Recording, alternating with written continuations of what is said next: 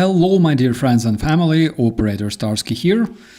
No mustache this time, I'm sorry, I just had a dinner and I realized I just cannot do it anymore. Very welcome to our evening stream as promised with Chisco. Hello, my friend Naiman Planet, Newman, Ali, and everyone else. Beep, good to see you. Goldfingers and Murray, Duncan. Hello, hello. Let's have some coffee together, right? Gryffindor rules, of course. Like, who even picks like Ravenclaw or whatever? Gryffindor, my friends. Maurice, hello, hello. Let's start with probably some of the recent Russian cringe, all right? And guys, on my channel, as usual, we have plenty of Russian cringe, all right? Probably you won't see much of that on other channels, which is why I am here for you, my friends. So as you know, Russian kids are forced to write letters to Russian degenerates on the front lines, and here we have a very specific case of such a letter. I'm sure you're gonna enjoy it, and of course I will translate this one for you, all right? Здравствуй, дорогой солдат. Я учусь в первой школе в городе Кулебяки. Hello, dear soldier. I am studying in the first school in the town of Kulebaki. Oh, Russian naming is just absolutely freaking fantastic. Kulebaki. That is... I don't even know how to translate this shit. Let's just move on, alright? Думаю, после 11 класса уйти на СВО, так как я не сдам экзамен. He says, this kid writing to the Russian degenerate says, I hope after school to go to the special military operation because I will not pass the graduation tests. В этой жизни я люблю только спать и есть, поэтому у меня нет будущего, и я умру в окопах. He says, in this life I only enjoy eating and sleeping. That is why I have no future and I will die in the trench. Please let me know in the chat what do you think about this one, my dear friends, because I'm really having a hard time finding proper words for that. Like, this is something very inspiring, you know, very, very inspiring that you can hear from a Russian kid writing to a Russian degenerate on the front line.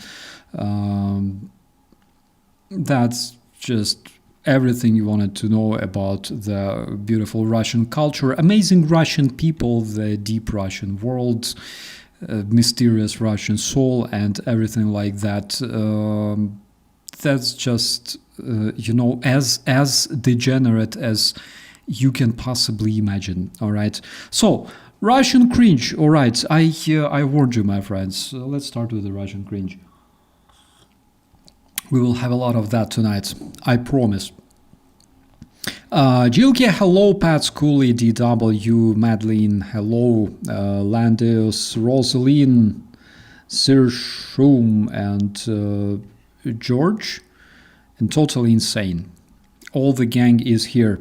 No, it's not here. Larry joined us in Totally Insane, and Matt, now the whole gang is here, all right. Let's continue, because this one is absolutely fantastic, all right? So, what else do we have here? I think you've already encountered this one, all right? So, according to the Independent, Ukrainian Flamingo missile is better than the American Tomahawk because it has the twice as range as American Tomahawk and also twice as warhead, all right? It wasn't me. Yes, I am a bit late, and seriously, I have a very, very serious reason for that, because I just had the biggest dinner in my life literally around 1 hour ago. And you know, when you come home late and you're hungry, and instead of thinking properly, all right, you just start just piling things, all right, and throwing them in the air fryer and just eat. And I don't know. I think that when you're hungry, you work better. You put more effort into your work, right? When you're hungry. When I'm hungry, I'm evil, Starsky. I can rant. I am more, I don't know, innovative and things like that. But when I'm well fed and actually overeaten, I am kawaii Starsky. I don't like myself. But I will try to rehabilitate my friends, all right? Richard Duke, no political restriction on the flamingo, of course, because like we can literally produce them here on the ground. And also, by the way, it wasn't me, I lost my mustache. So the Tomahawk has approximately 1500 kilometer range, and it carries approximately 1000 pounds or 450 kilograms of explosives. Basically, Ukrainian missile carries twice as much explosives as American Tomahawk, and also it has twice as much range. So basically, the only problem, I think, is only scaling the production. I believe that's the only challenge that we're facing at this point.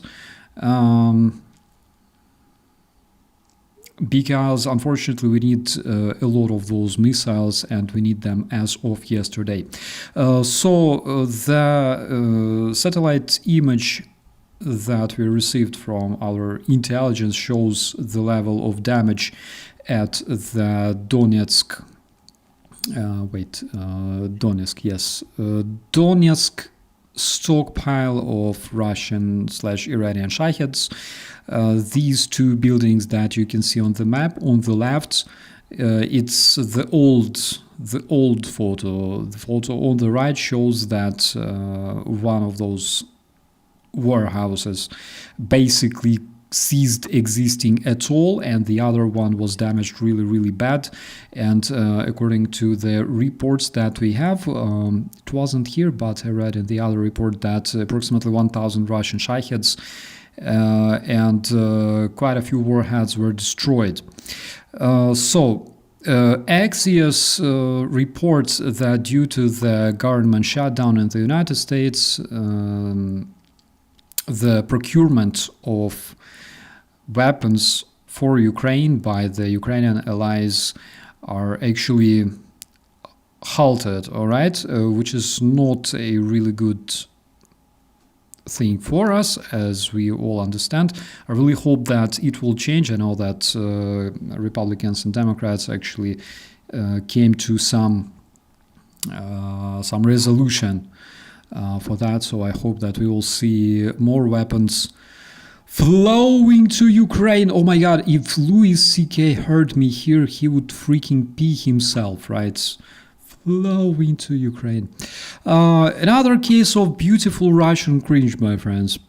What can I say? That's absolutely amazing.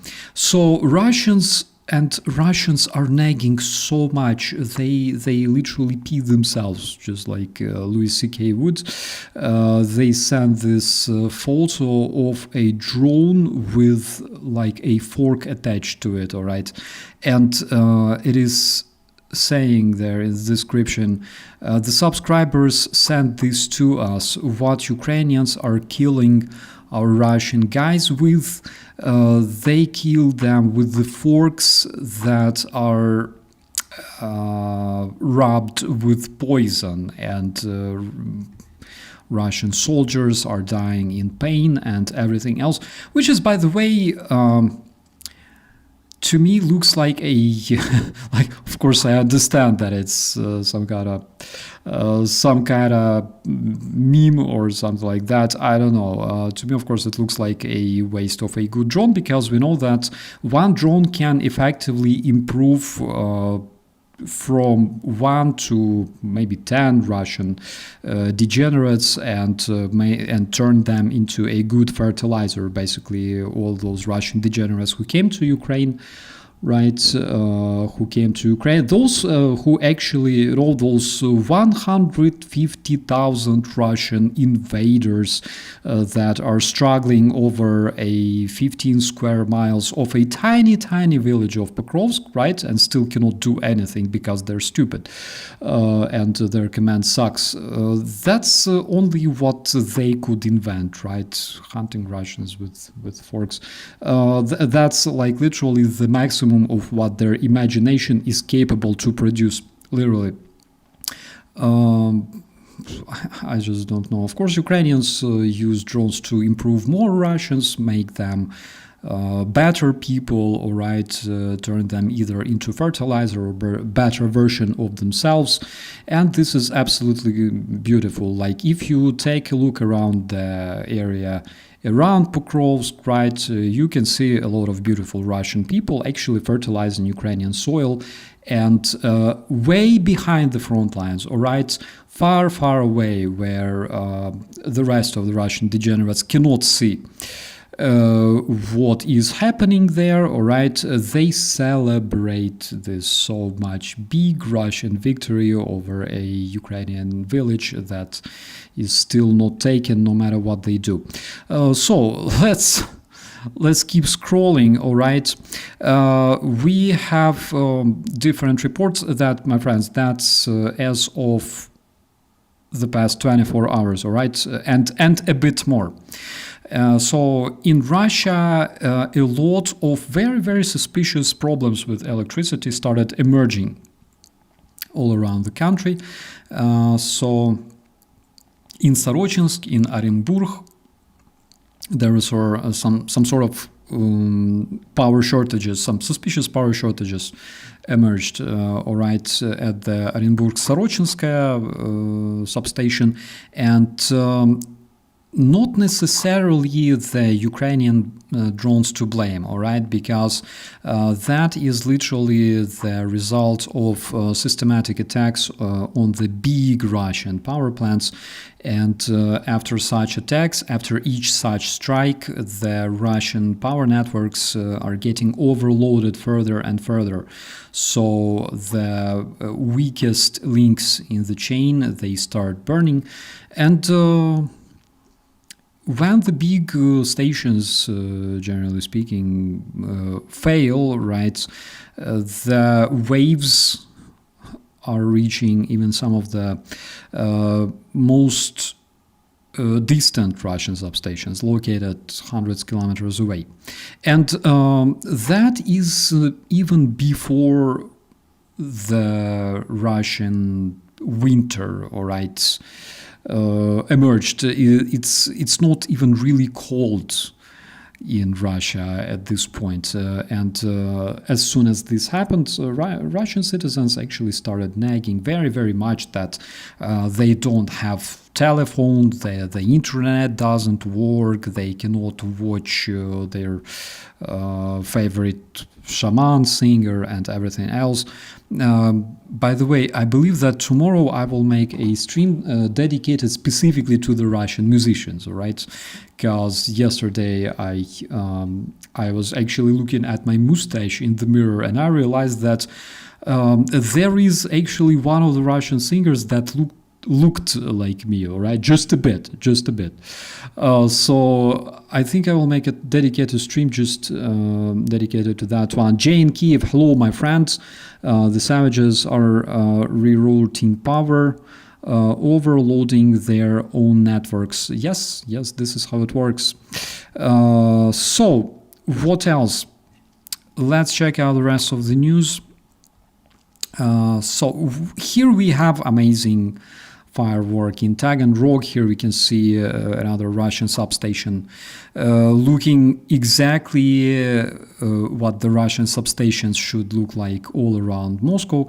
And this is something that I believe we will see, all right? So we will see in the future. Landeus, I was talking about Alexander Rosenbaum, all right? So you probably don't know that one. That's like a very, very specific Russian degenerate. We will talk about him, all right? Sparky, hello. Much love to the beautiful Cardiff Oblast. Our prayers are with you, my friends.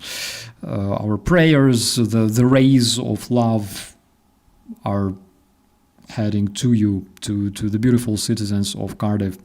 Hope that your guys are doing well, all right? So that one is in Taganrog. Some more pictures from Taganrog, and this smoke is actually coming not from the power station, but it's coming from several Russian enterprises. And in the city, several outages were reported, all right? Not only the power shortages, but also communication shortages as well. And also the Gvardiiska, good old Gvardiiska oil refinery, oil storage base in Crimea was hit again. You can see this freaking fire burning like crazy. Oh my god. I don't know if there's something left to burn, all right, in Gvardiiska. But anyways, this is something that, things like that actually keep Ukrainians warm. All right, better than coffee, better than invincibility points. It's when we see actually Russian fuel burning, Russians burning as well, and everything else. And here we also have a footage of a goal at the Voronezh power station. It was good. It was good. So Voronezh power station also got hit, and citizens of Voronezh. Voronezh is actually a big city. It's like 1 million people.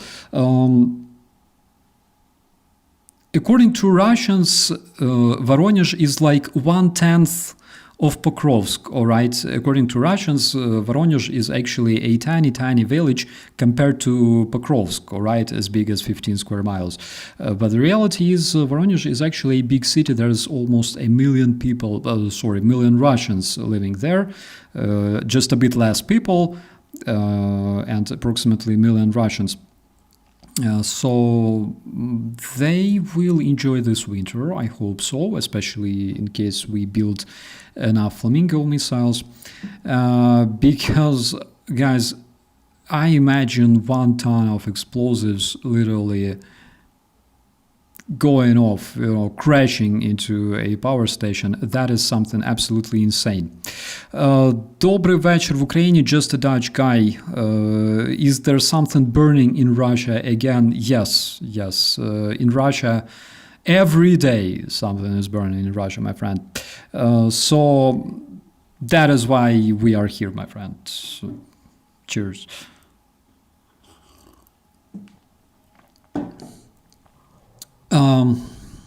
All right, now, we've seen Russians using golf carts, all right? We've seen Russians using mopeds, we've seen Russians using horses, we've seen Russians using donkeys because Russia is winning the war, right? Like Russia is so much winning the war, so they're using donkeys. We've seen that, like all that stuff, there's like million videos of that. We didn't see though Russians using sheep and here is actually the first case, all right? I'm not sure if you saw this one, but yeah, that's actually the case. That is Russians. Apparently they lacked money, all right? Because we know that Russian regions started reducing the preliminary payments for the contract and things like that. So the donkey costs approximately $400, all right, and it was like that earlier this year, according to the Russian degenerates, and later, because the demand is growing, all right, and I think that according to the rules of economics, macroeconomy specifically, the prices grow as well, all right, together with the demand. So most probably donkey is just too expensive for the Russian degenerates to obtain, all right, and they are buying sheep now. What can I say? The best solution for the Russians themselves, all right, the best solution as I can see it, is actually taking a Russian person, all right, like pick a match, all right, drag a stick, and select a Russian in the unit, all right, and just load this loser with whatever they have, whatever cargo they have, and just drag like this poor little sheep. That would be much more justified, I think, all right, because animals, they are not guilty, all right, they are they are only used by orcs in very, very unexpected ways. So here we have some more footage from Taganrog. This one is specifically from the Terror Russian substation. Again, smoke, fire, everything's beautiful. All right, I believe that Russians will get used to this very, very soon. And according to the reports that emerged later yesterday, the Voronezh power plant actually sustained some very, very bad damage. Again, we can see the smoke coming from it, and also we can see the amount of damage, right, on the station. According to different reports, 3 missiles actually hit the Voronezh power plant. The Russians say they have blackouts around the whole city, all right.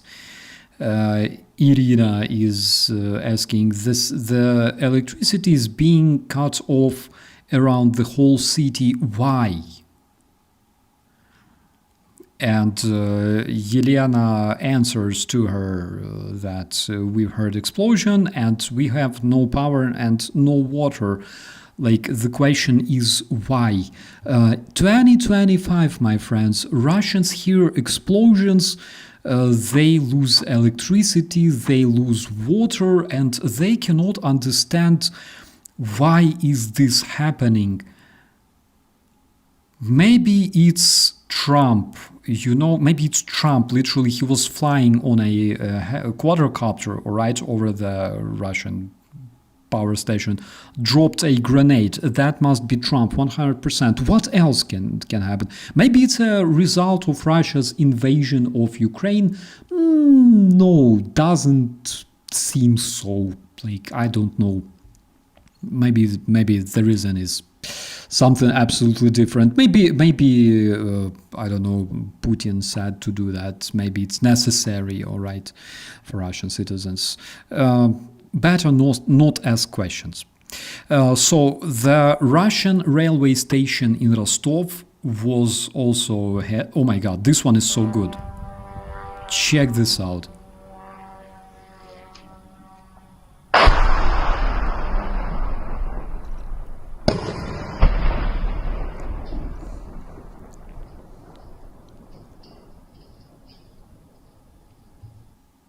That's a goal.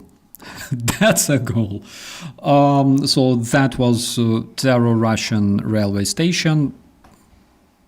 I enjoyed the sound so much, oh my god. And yesterday we could observe another wave of good Ukrainian drones heading towards the terrorist federation. This time they concentrated their their efforts, all right, their efforts in the area of Smolensk, in the area of Bryansk, Oryol, all that stuff, Kaluga, and also they went to Voronezh, as we already know, Rostov-on-Don, and a big wave was reported heading towards the temporarily occupied Crimea, right?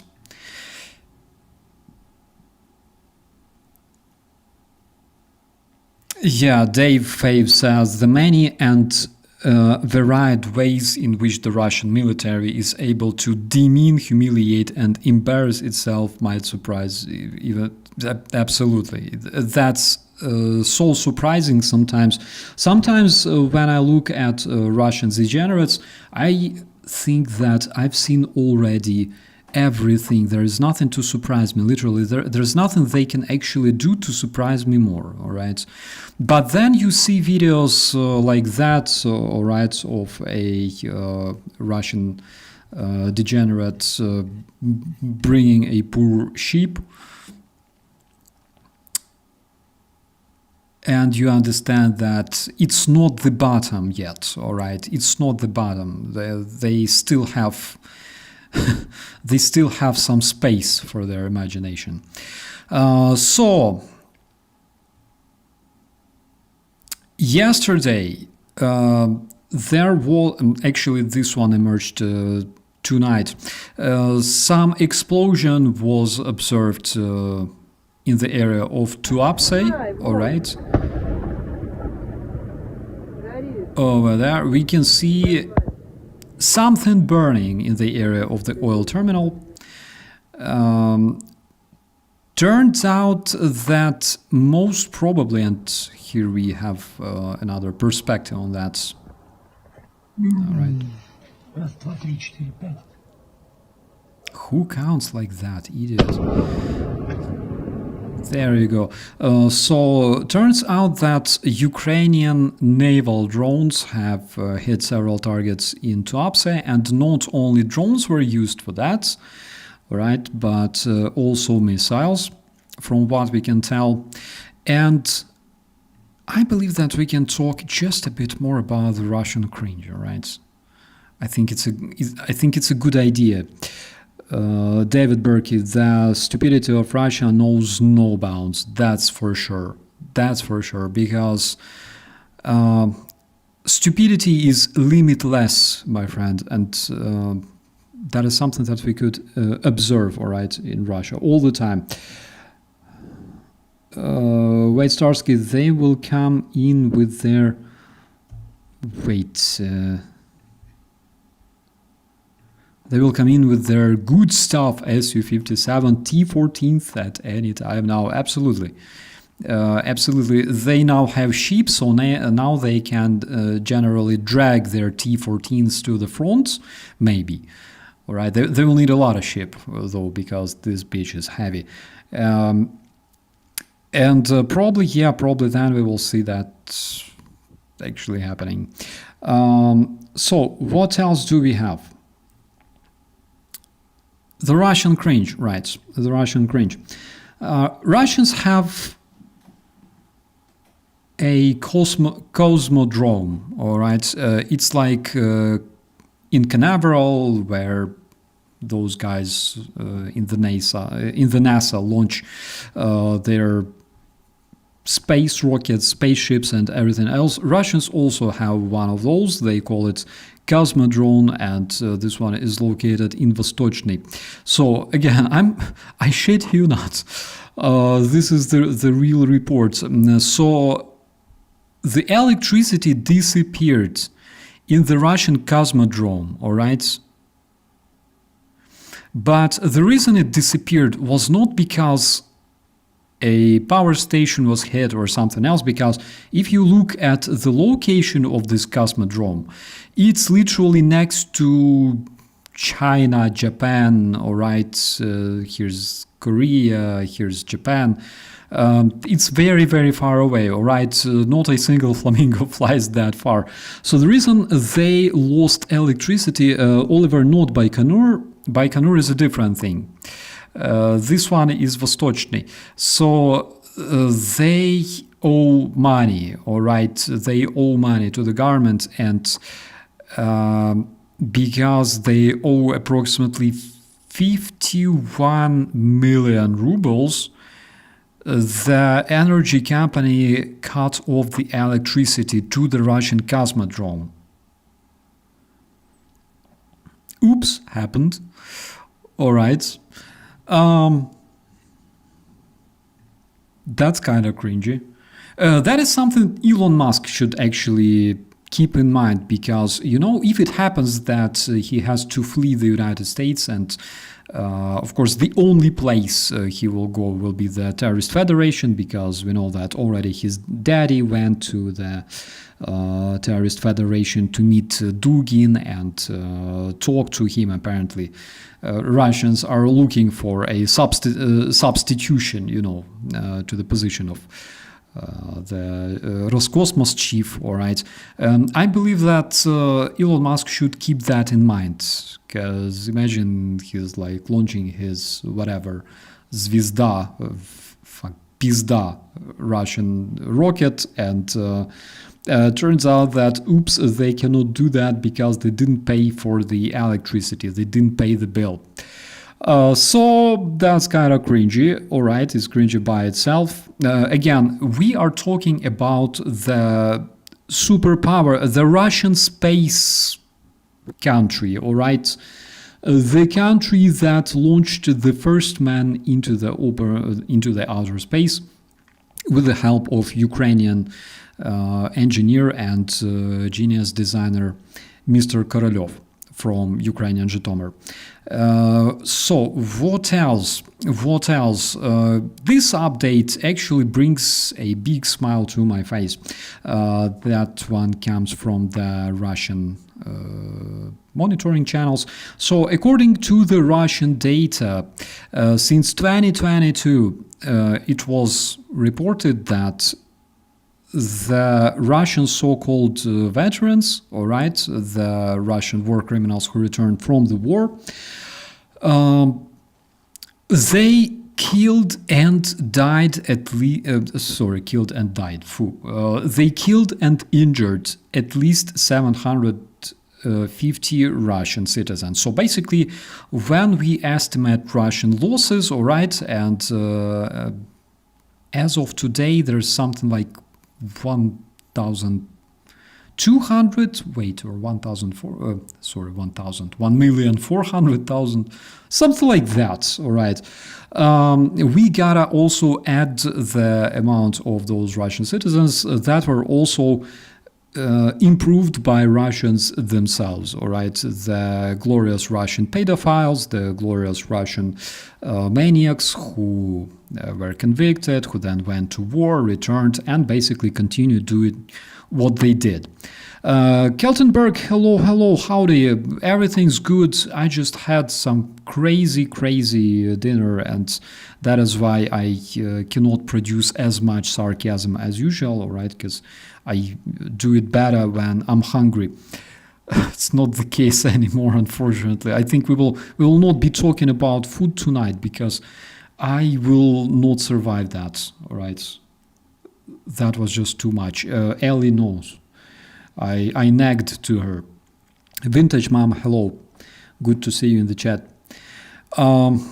Average L, hello to you too. Oh my god, I can barely talk, my friends. I can barely talk. I literally feel, you know, like I feel like him right there.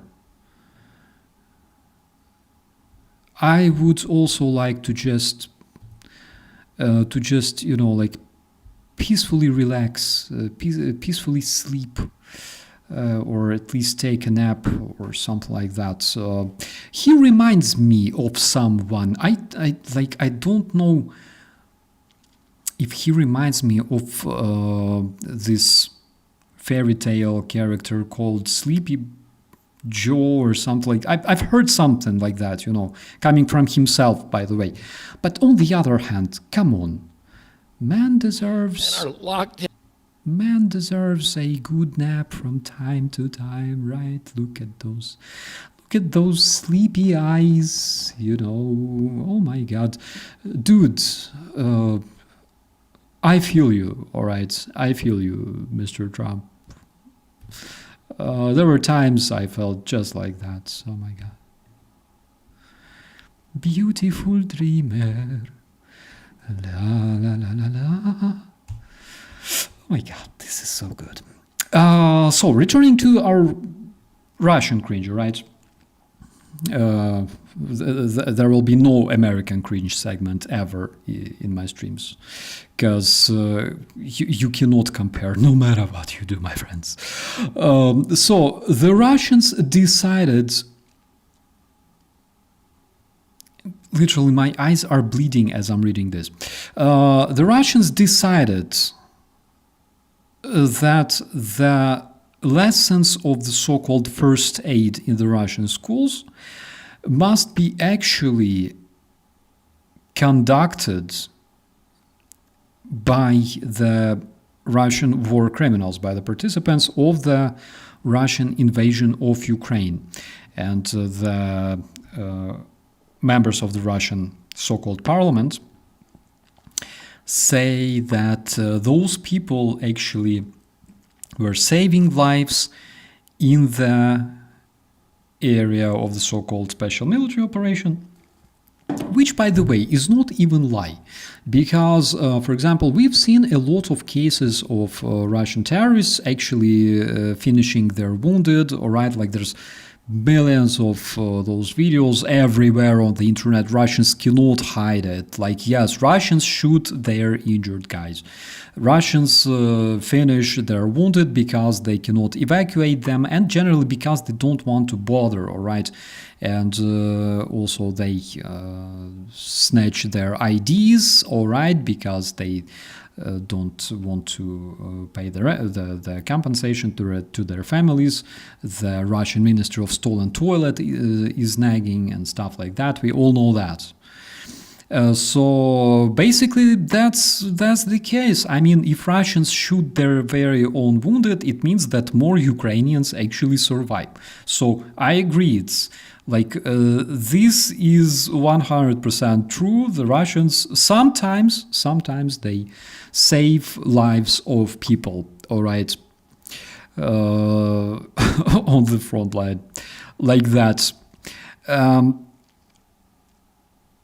Of course, nobody asked the opinion of Russian dads, moms, if they want to see, for example, released pedophiles, you know, that were released from prison and went to war and then returned back to Russia and then sent to school to teach Russian kids how to do the first aid.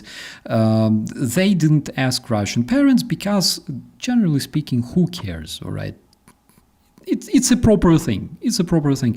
I believe that we will see a big queue of actual Russian war criminals and actual Russian pedophiles and maniacs and all those Russian heroes, all right, they're considered Russian heroes, literally queues of them asking to participate in those. So what else? We have some very interesting case of a Russian protest actually per Haglund, a Russian Barbie doll. Oh my God. Actually, yeah, this one looks like this one looks like a legit Russian Barbie doll, all right. Like cut in half with like its head detached with no limbs. Yeah, that's a new line of Russian Barbie dolls called Hero of Special Military Operation. Yeah, in every kindergarten. So Russians had a protest in Moscow, and you might say, come on, wow, what happened? So those are ecologic activists, and they were protesting against Russian authorities building a highway through the national reserve, all right, through the national natural reserve. called Losiny Ostrov. That's a national park. And of course, nobody asked their opinion because who cares, right? And here you can see Russian cops literally getting rid of those protesters. And why are they doing that? Well, the answer is because there is no freedom of speech in Russia. This is something that will happen 100% to anyone who tries to go on the streets, because actually when people go on the streets, every single time Putin has like a tiny stroke, right, when it happens. That's actually the only thing in the terrorist federation that can make him absolutely anxious, and that is why we can see every protest being dispersed by the Russian cops, by Russian crime enforcement units.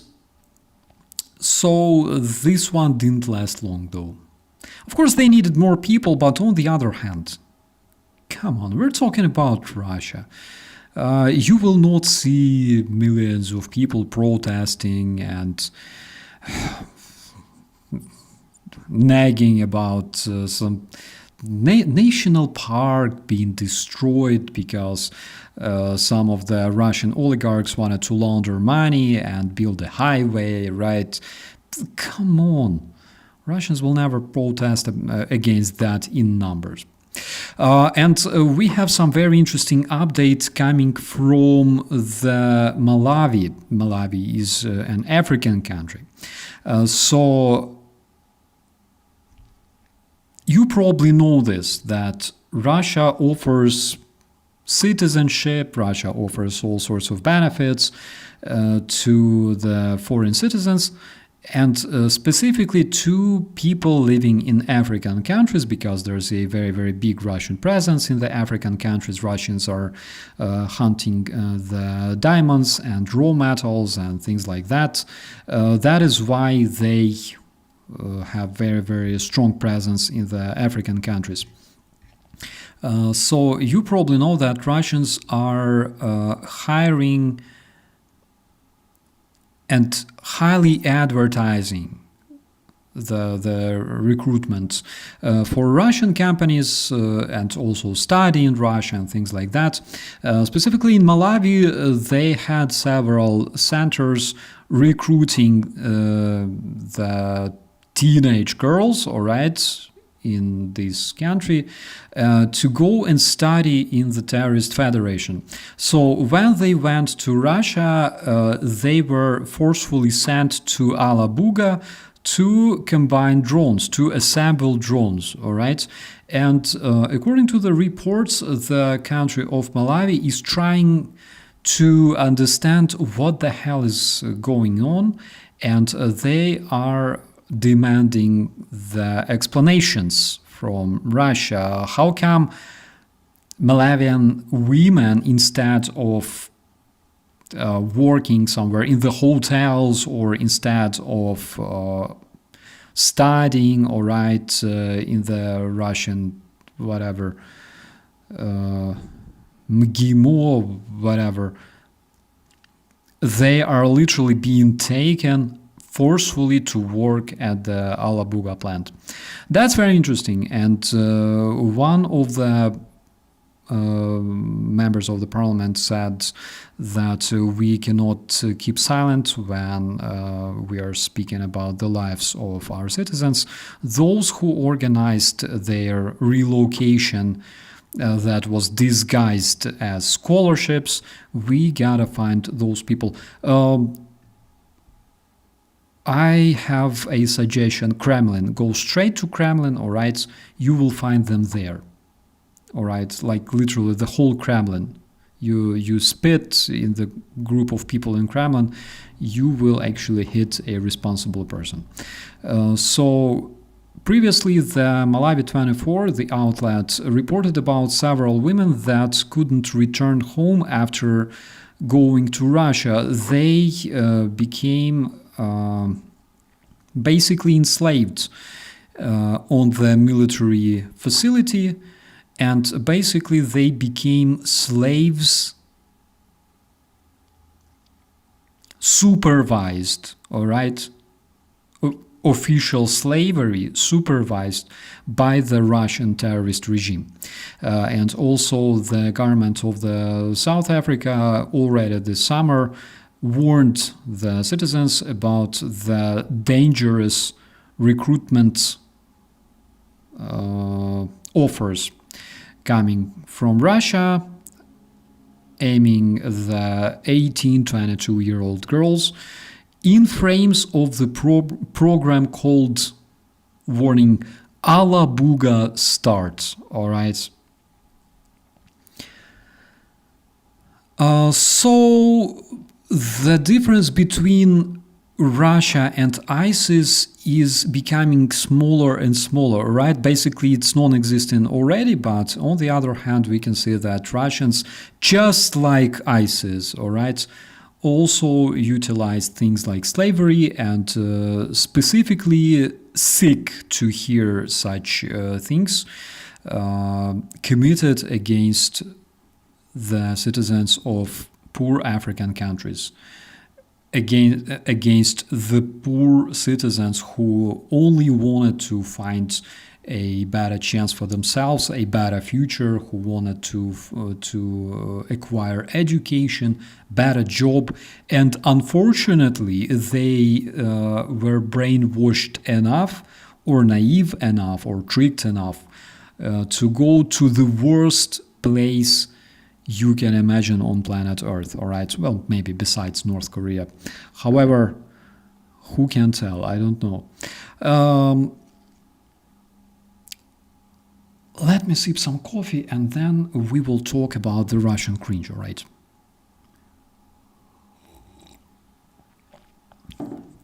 Because I still have it here.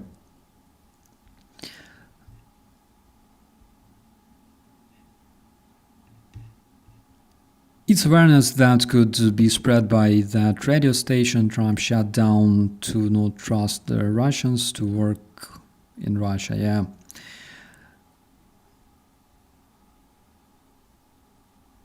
And why do they continue to sit at the big table? I have no answer to this question. Like, literally, if our diplomats around the world actually had balls, all right, like Ukrainians do, they would find a way to kick them out of the table, all right? They would find a way to ignore them, cancel them, to isolate them, to block them from entering the establishments like the United Nations, for example. They would find a way. Guys, we're talking about the United Nations. The whole world can actually unite and fucking kick the Russian terrorists, kick that Nebendia scum out of the room. But for some reason they don't do that. They should communicate with Ukrainians more. They really should. RP Martin, schnapps in that coffee? Unfortunately, no. Unfortunately not. Schnapps is just coffee with 3 spoons of sugar and plenty of milk. I just made it like before the stream. Because I really need to wake up, guys. Like, I feel sleepy just like Donald Trump. And I don't know what to do with that.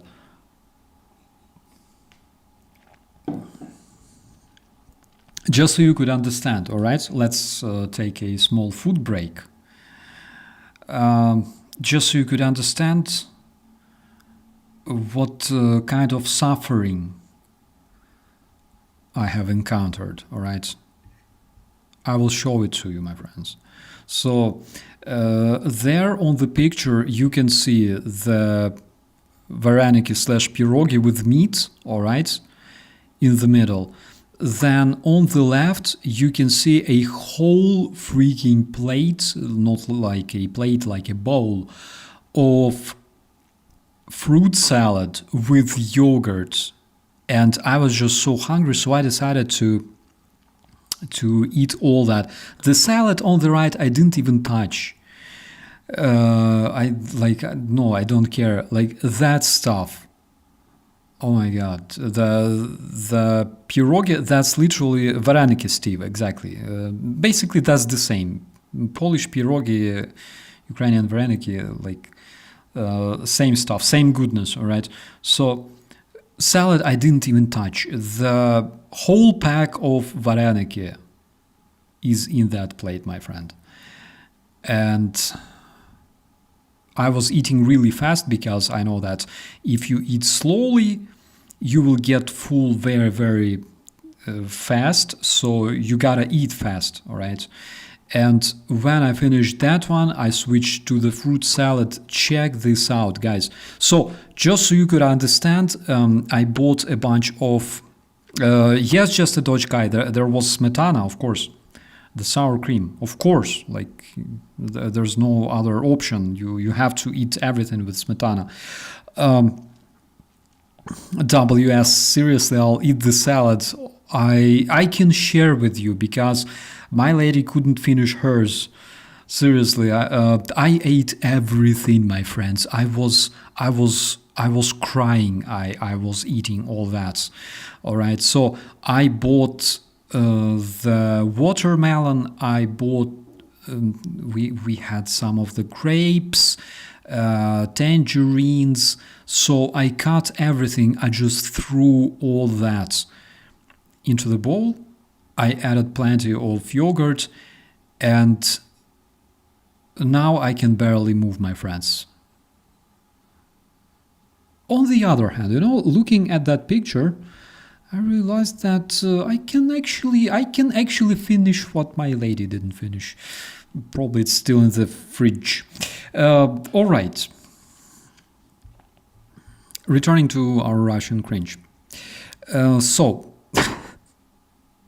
this one is actually funny. Well, you know about the Stalker 2, right? The beautiful Ukrainian game created by beautiful Ukrainian country at GSC Games. The guys who created the Cossacks and Stalker 1. Stalker 2, iconic game, iconic continuation of that computer game. Also, you know what Counter-Strike is, right? So Russians decided to create their response to Counter-Strike. Actually, I know what it looked like. They were like, guys, let's earn some money, all right? And they're like, how will we do that? And they go, Stalker 2, you mean Trump? Oh my god. Please stop. I cannot laugh, seriously. So, a group of not very stupid orcs, okay, gathered together, and they were like, let's earn some money. And they're like, how? He's like, I have an idea. We can tell the government, all right, that we will make a computer game about the so-called special military operation. And this game will destroy such franchises like Counter-Strike and Stalker. And the rest of the orcs, they were like, that's a smart idea. That's good, actually. Yeah, let's do that. And they decided to make the game, all right? The game is as cringy as fuck, my friends. They decided to make a game. They called it Group 22 Zov. So by shifting letters, all right, if you shift like 30 plus letters of the Russian alphabet, of course it will take more time. It requires a lot more IQ. But Russians, like they had those three letters, V, O, and Z, right? You know where they come from. V is the German Nazi symbol. Z is the Russian tactical marking. O is Belarusian tactical marking. Anyways, so they have three letters. By shifting them around, they came to conclusion that if you combine the word Zov, it actually has a meaning. It means the call. All right, like the call to die, the call to become fertilizer. All right, the call to join your ancestors, all right, buried deep in the soil by actually joining them physically, all right. So they decided to call their game Group 22 Zov.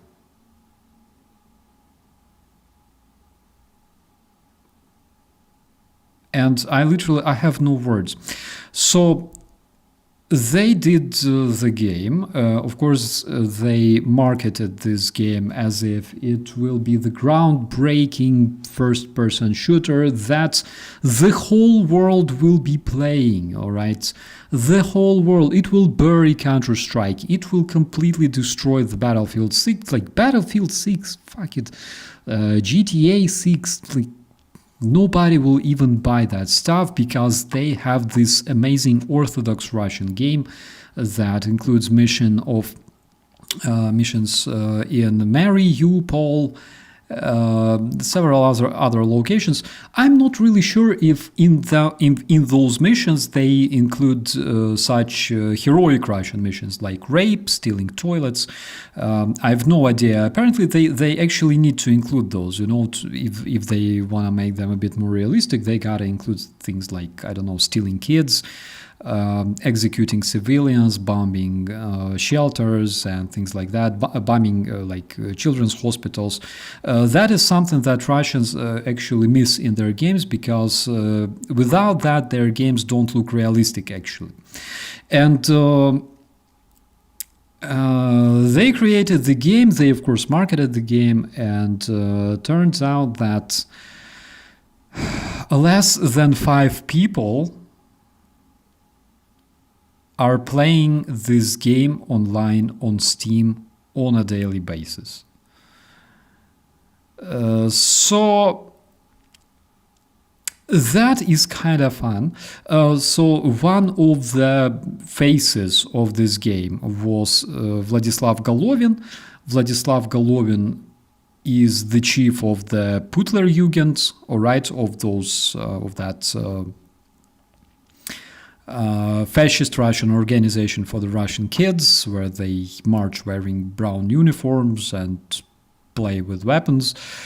So he was a consultant. He was consulting the developers regarding the realism and everything else. And yes, my friends, this game was published in January 2025, and despite the huge money that were literally invested into this crap by the Russian government, as of today, according to SteamDB, every day less than 5 people play this game. I think I even know the people who play this game. Medvedev, one of them, Peskov, Lavrov, the dying horse, all right, he's camper, he's camping all the time, I'm sure. Lavrov, Peskov, Medvedev, and the fourth one is Nebenzia, all right, because he actually has nothing to do there in the United Nations. He just, you know, sits and plays this shit.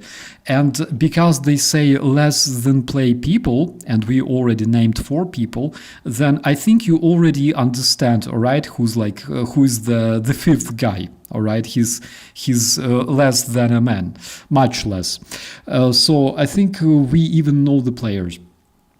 Vladislav Golovin, I don't really think that he plays that shit. I think that he got all the money and went somewhere to the beautiful beaches of North Korea where he can enjoy. This video was actually very interesting. Ukrainian soldiers found a Russian drone, a Russian so-called waiting drone, that was left by the Russian drone operator on the road. They approached the drone from behind and cut the wire. And let's see this one. Ось вам класичний приклад, блядь. Yeah, I'm not sure if the guys are deminers. I think they might be, actually, judging from the jargon they're using. They might be deminers. So they approached the drone from behind. They cut the wires and basically dismantled it. Can't freeze it, power might not be on. The problem is that this drone might be also radio controlled sometimes. Of course, it requires more things to hang on this drone, right? Like the control module and everything else, the transmitter, receiver and stuff. Yeah, this one is actually cool, right? Like they just approached the drone from behind and literally took it apart. Yeah, here you can see them removing the detonator. And basically, that's it. Ukrainian drones have the self-termination mechanism. All right, I think we saw some of the footage when a Russian terrorist decided to analyze Ukrainian drone. Connected it to the power and basically lost his dick. So Ukrainian drones are more cunning because they're Ukrainian drones, my friends. We have some very, very interesting case. I don't know if you followed this one. On the screen we can see the Russian terrorists, Dmitry Kutrashov. This is actually a real Russian war criminal who executed Ukrainian military in 2024, all right, and then he got captured himself.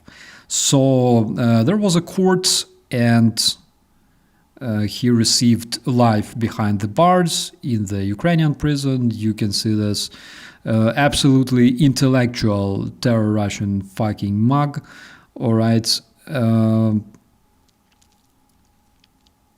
He must be so happy, seriously. He must be so happy. On the other hand, of course, it depends where he goes. Because there are different places.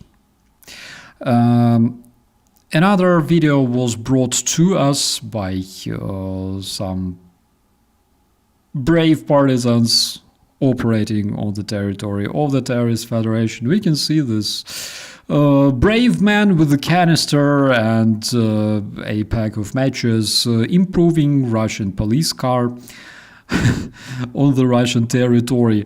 That's so cool. Unfortunately, I cannot tell you the exact location of this specific video, right? But it looks just so good.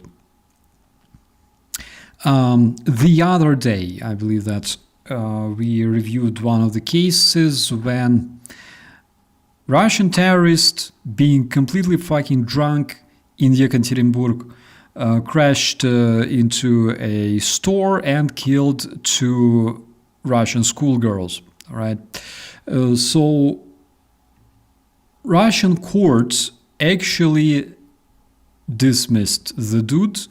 They dismissed all the charges and also they didn't even revoke his driver's license because this is Russian Federation, my friends. What else did you expect? Like, look at this happy face of a Russian murderer who was murdering people before he went to war, then he was taken to prison. He went to war from the prison, he returned, he killed 2 Russian schoolgirls, and he was released by the glorious Russian court. How beautiful is that? I mean, of course, I saw that coming because, on the other hand, what did he do? He wasn't writing comments against Putin somewhere on the internet, right? He wasn't protesting. No, he only killed 2 Russian schoolgirls. That's basically it. That explains everything. Otherwise, of course, like if he said that Putin is killing Russian boys in the meat assaults, he would go straight to jail, of course, and maybe he would be sent into a meat assault somewhere and get eliminated. But No, he just killed 2 Russian schoolgirls. That's it. Speaking of, my God, it's not even school. It's actually a Russian kindergarten. Mr. Tucker Carlson, where are you? I need your attention, please. This is a Russian kindergarten in the Russian town of Uglich, Yaroslavskaya Oblast. You can see this amazing. This town unlikely to have subway, unfortunately. So there is another beautiful thing that you can record for your grateful American viewers. You can record this amazing kindergarten in the town of Uglich. It's beautiful. There are no drunk people. It's relatively clean, as you can see from the footage. That is something that your viewers would really, really like to see. Tucker Carlson is like, we have to be more like Russians, all right? We have to be more spiritual. We have to be more hardened like Russian people. We have to be more humane like Russian people. We have to have the architecture like in Russia, all right? We need to have all that. Well, I think that his viewers would definitely like this sort of architecture, and that is a kindergarten, my friends, all right? That's where the young Russian kids are being raised as future Russian invaders. So I'm surprised that we don't see much footage like that, all right, coming from the paid propagandists, Tucker Carlson and other YouTubers who make videos about beautiful Siberia. It's so cool to live in this Russian town in the middle of nowhere. People are so good. Yeah, harmless. Almost new. Exactly. Almost new. Almost this century. All right. Almost. What else do we have? We have something very interesting. All right. Like this one emerged just. Wait a second. Already Fifth Channel reporting the same. That's interesting. So, Flight Radar showed that over where was it? Over the Poltava Oblast, a Russian Il-62 was flying from Moscow.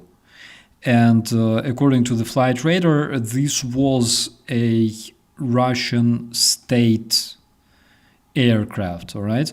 So either a military or state aircraft. What the hell has happened? I have no idea, literally. It's still a mystery to me. As well as for at least 4,000 people that were watching this aircraft flying.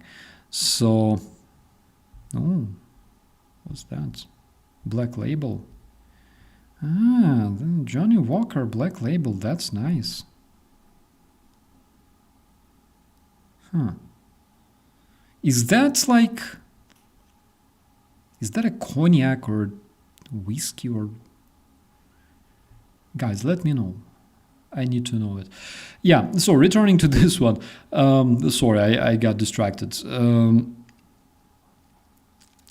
I have no idea if it was GPS spoofing. I think it was just some sort of crazy mishap with the Flight Radar. Doesn't happen often. Like seriously, I didn't have things like that ever happening on the Flight Radar. So I cannot tell what it was. I really hope that we will learn more details on that very, very soon.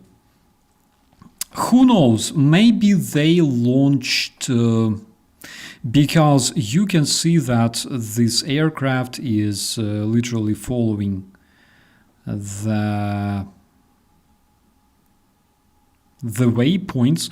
The reason it turned straight after crossing the border is because usually on the borders we have GPS waypoints aircraft that fly through this area They usually change their trajectory. So I think maybe they could have launched either a drone or missile with the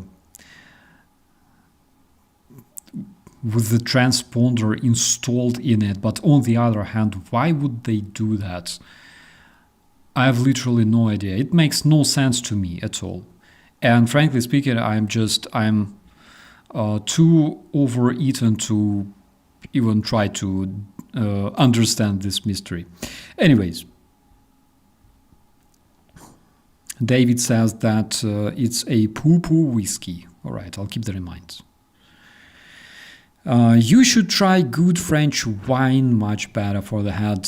Philip, I will try, but the problem is I am not a biggest specialist, all right, in terms of wine. So I just cannot say.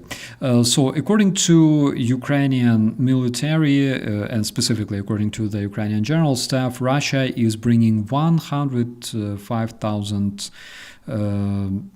pieces of Russian cannon fodder to Pokrovsk and Mirnograd. We can see them located over there. And one thing I should immediately mention, once again, because we already talked about it, to all the people who will be watching this video, to all the people who will be following the updates about Pokrovsk and everything else, we're talking 150,000 Russian terrorists, right? Russian personnel concentrated around that area. The town is 15 square miles. Just keep that in mind, all right? And Russians are fighting over this town since, 2024? Mighty Russian army, all right? Second world's largest and yada yada. Just keep that in mind, all right? Pokrovsk is a town approximately 10 times smaller than Bakhmut. And they already, according to the Russian propagandists themselves, they already burned something about 20,000 Russians in that area.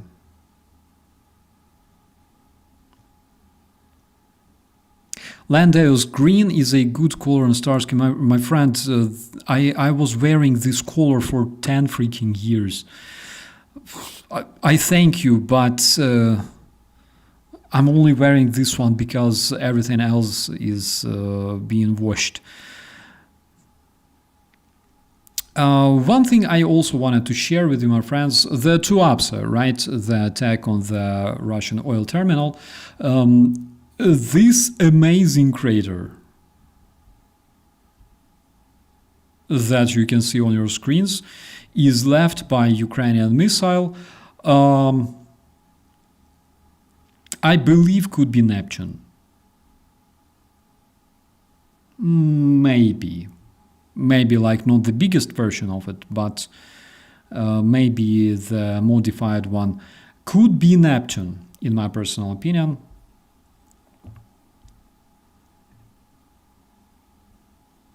Here we have the video from the same beach.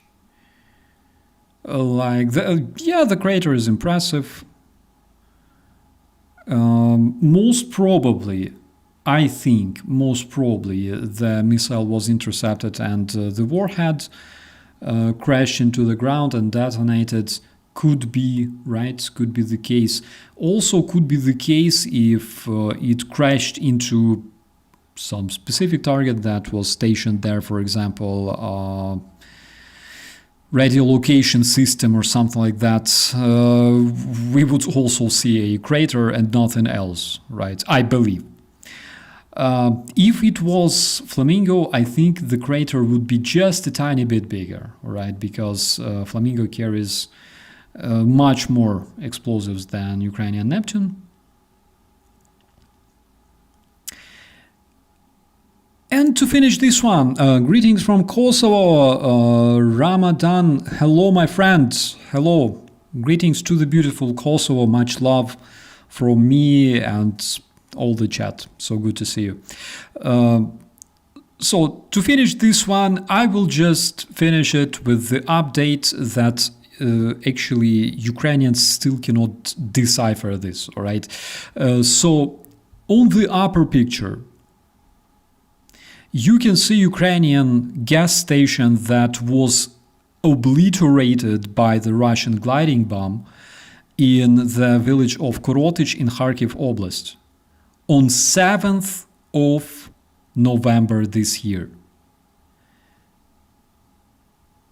Guys, this is, oh my god, let me fix this for you.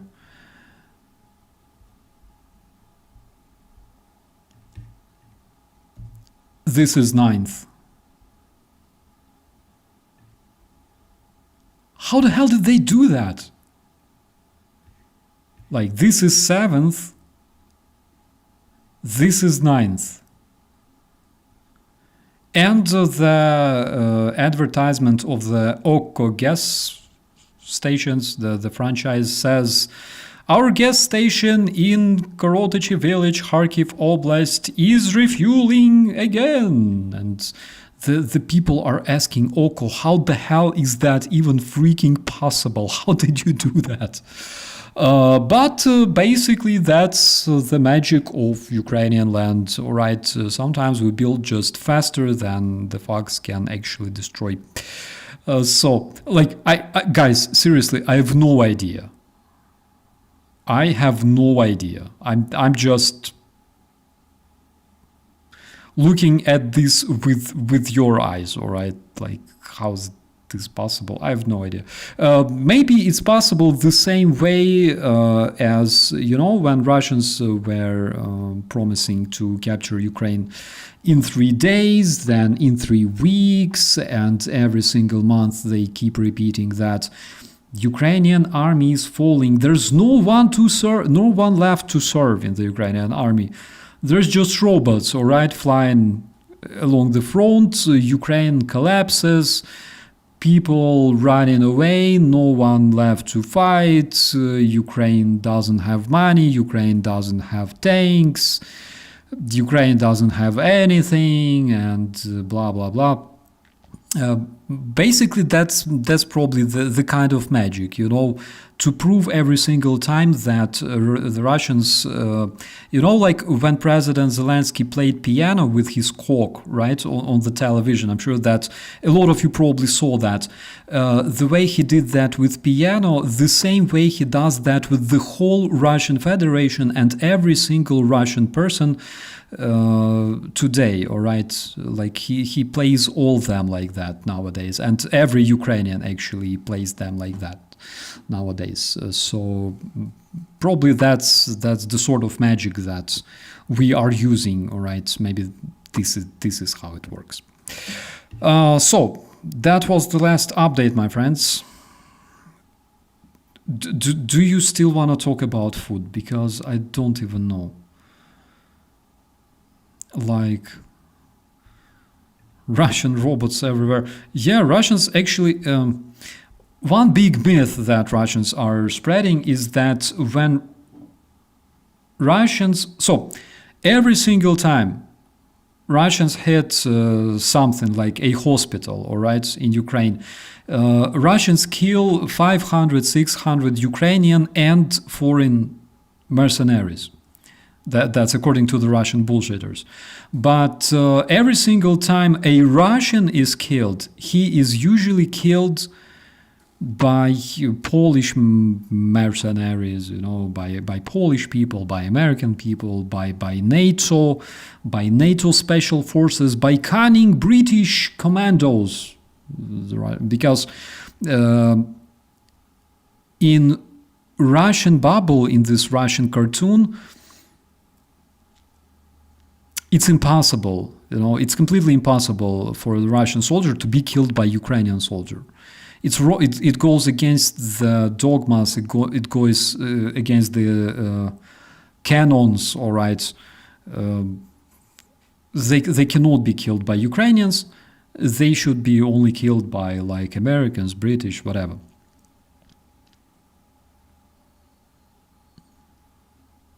(2025) Russia was fighting against NATO for 3 years, 4 years actually. Lost more than 1 million orcs, and the funniest fact is that NATO didn't even appear.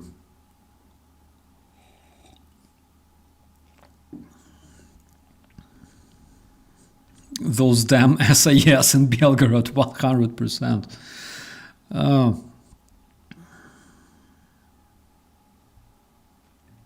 Zelensky, #1 comedian in the world, turned Russia into a total joke.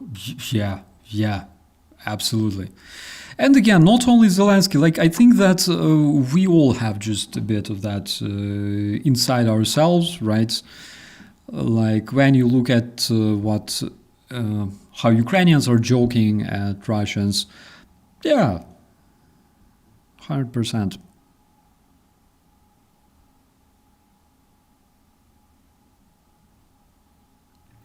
I've not seen a Russian in ages. They all disappeared and never came back here in England.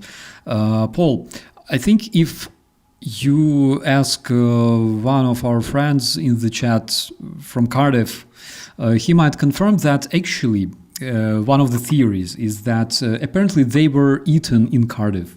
Maybe. You know, like they went to a wrong neighborhood and they got cannibalized. Like one of the theories could be. All right. Missed first part of the stream. My friend, we had quite a few cases of the Russian cringe. Please check it out. You're gonna love it. And generally, I will also, as promised, I will make a compilation of this video, so later you can just see all the updates compiled, all right? I'm seeing a deep current report featuring Rachel Maddow speaking about Pokrovsk, that Russians are now collapsing, possibly 160,000 trapped. I hope so for weeks, but I think this is BS. I also think this is BS. So the recent information that we have received was that Russians using the fog, they were massively trying to enter the city, all right? And they were entering the city like on foot, on bikes, on donkeys, in big numbers. And that's something that we could observe. So unfortunately, during fog, not much can be done in terms of drones, in terms of artillery. That's a very, very big disadvantage of those weapons. Like, drones can technically fly, can even technically use the thermal vision, but not much, all right? So it's a funny step, though, you know, like to say that 160,000 Russians could get encircled there. That's optimistic, unfortunately.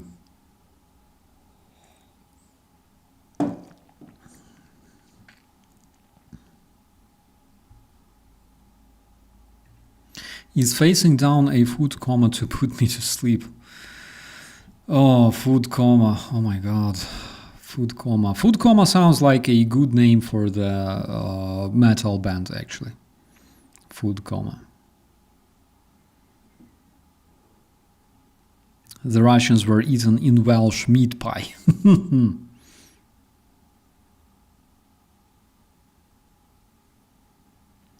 Too many Russians with Baltic passports in UK. I don't know about the Baltic passports, but I think that quite a few of those have actually parents, like oligarchs, you know, because a lot of wives and kids of Russian oligarchs, they live all around European Union and all around British Isles and United States. I don't think we can see much of them in Canada, though.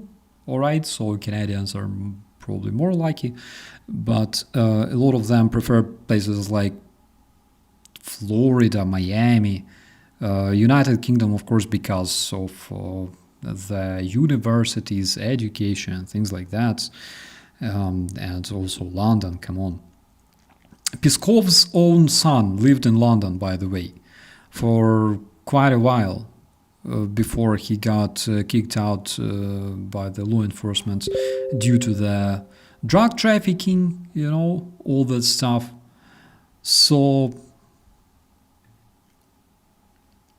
you gotta remember one thing: Russians will never hit them with nuclear weapons. They don't want to kill their own kids and their own wives. I ate too much curry. Was in coma for a week. Oh. The other day I bought chicken nuggets and there was curry sauce included in the package, and it wasn't bad, but it wasn't hot either.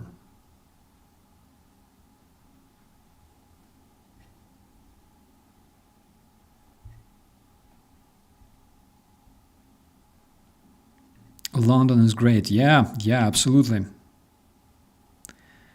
I definitely gotta go to London sometime in the future, but if I have a choice, if I wanna go to London or Cardiff, I think that the choice is obvious, right?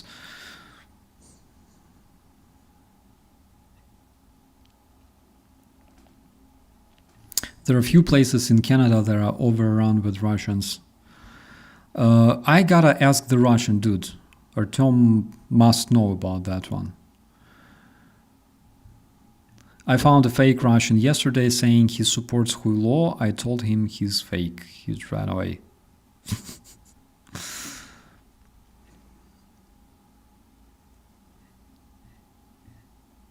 So you can ask to prove if he's Russian. If he's Russian, he gotta sit on the you gotta give him a bottle, all right? So if he drinks, he's fake Russian. If he sits on it, he's a true one, all right? He's like a true Russian patriot. That's how it works.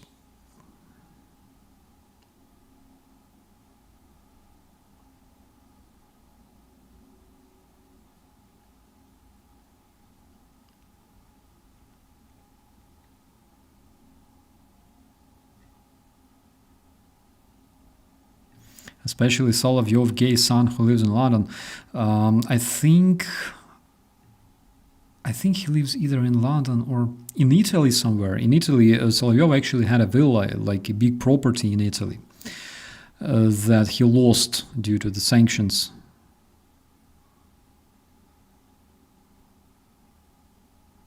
Cardiff is pretty cool too. Lots of mountains around. I don't know. I will go to Cardiff to first of all to drink with the local Cardiff hooligans, the football hooligans. All right, those guys, they're tough, and also I will definitely drink with all of our family members from Cardiff. It's a must. All right, we talked about Cardiff so much on these streams, and it will be a shame to never visit Cardiff.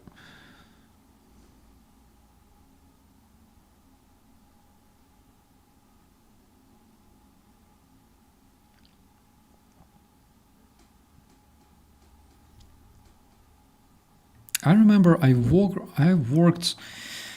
Where did I work? Was it in the World Bank or on a television? I think it was on the television. So my friend calls me and says, come here, I want to show you something. And he shows me comparison of Swedish club or pub or I don't know, and British pub. And I look at the Swedish place and I can see like a lot of smiling, happy people, having fun and playing some crazy games, It's fun, like music, they're wearing like stylish clothes and things like that. And then I see unfortunately, I cannot tell you the name, all right? The name of the place in the United Kingdom, like the pub, all right? Like some sketchy pub. And literally guys like drinking beer and having fun and just puking outside and just having a fight. The dude smiles, he misses teeth. And I'm like, that is so much like Zhmerenka in Ukraine. That is like, I like what I see in Sweden, all right? I like it, like 100%. I love Sweden.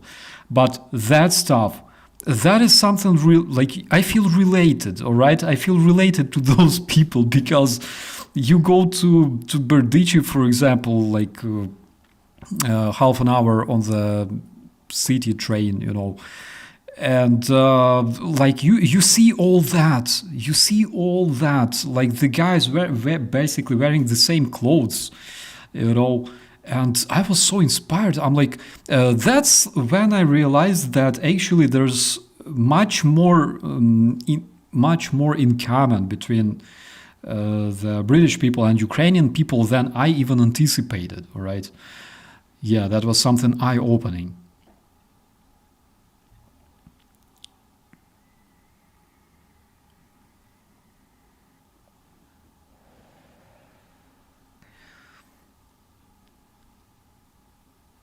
Sounds like a public bar in New Zealand. Well, maybe. I mean, we are. Yeah, that's Cardiff. Basically, could be. I cannot tell you what sort of town it was. Unfortunately, I don't remember. It was like a long time ago. But yeah, it's basically like. Oh my God! It's like you go to a pub somewhere in Trieste. It was like that in Trieste in early 2000s. I remember. Nowadays, it's more like in Sweden, I think. But back in those days, you would go somewhere to a sketchy place.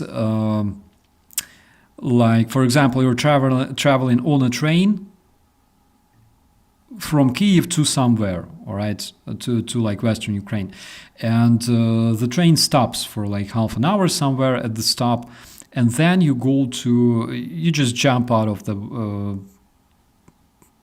train and go to a pub just to get yourself a glass of beer, for example, and you have a bunch of adventures already. You encounter a bunch of adventures already there because you can see, a lot of those sketchy people, and someone might ask you like, "Where do you come from?" And you go like, "Kiev," and he's like, "Oh, do you drink in Kiev?" You're like, "Yeah." So come on, drink with us, and you drink with those guys. They don't beat you up; they beat up each other because of some stupid grudge. So that's how it happens in Ukraine, for example. And then you return back to the train before it departs, and you're like, "Holy shit, I'm so happy I'm alive." All right. But again, it was like that. Like when I was young. All right, it was like 20 years ago. So nowadays it's completely different. People are different.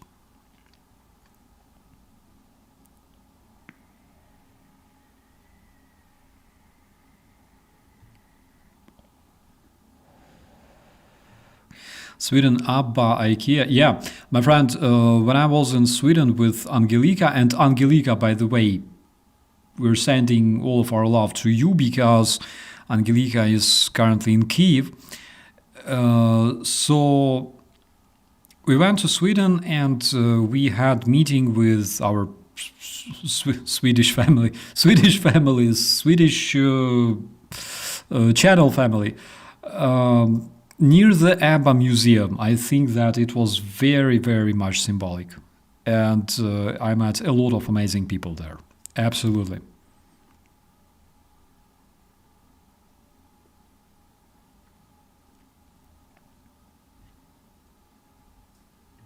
After meeting Starsky, I see beauty and love in blue and yellow everywhere.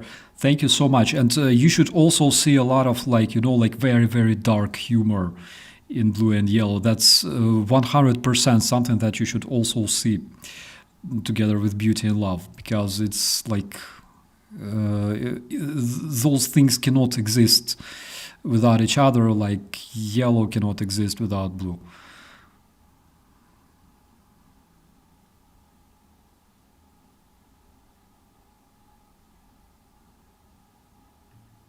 I don't like surströmming.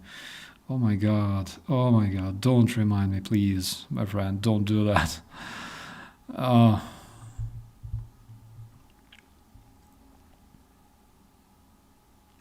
The last time anyone kicked off in my local, he was ejected out through the door 3 feet off the ground and horizontal. Someone said it was a bit over the top, was told the guy was lucky. Ooh, not bad.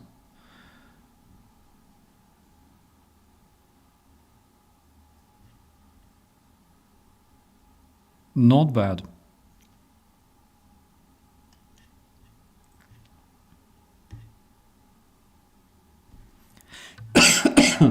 I'm sorry. I reckon everyone feels a little like Gotham City for some reason. I don't know. Speaking of Batman, what was the point of creating a different city? Like, that's something I cannot understand. They could have all those adventures somewhere in, I don't know, New York, New Jersey, Minnesota. Why not? Did you know that Jason from Friday the 13th, all right? Jason, the guy.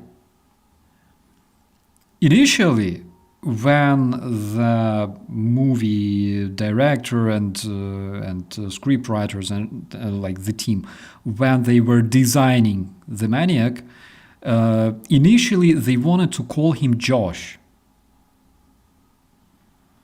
But then they decided that Josh is like it's too cheesy, like Josh, our guy Josh, like Josh, let's go have a beer, Josh. But imagine if they were like drunk enough to actually call him Josh Voorhees. That'd be mostly, I don't know, that'd be the most cringiest thing in the cinematography, I think. Well, yeah, it's not scary enough. It's like I don't know, Dima the Maniac. What? Are you serious?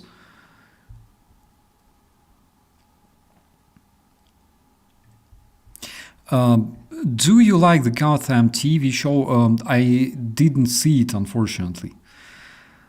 But I will check it out.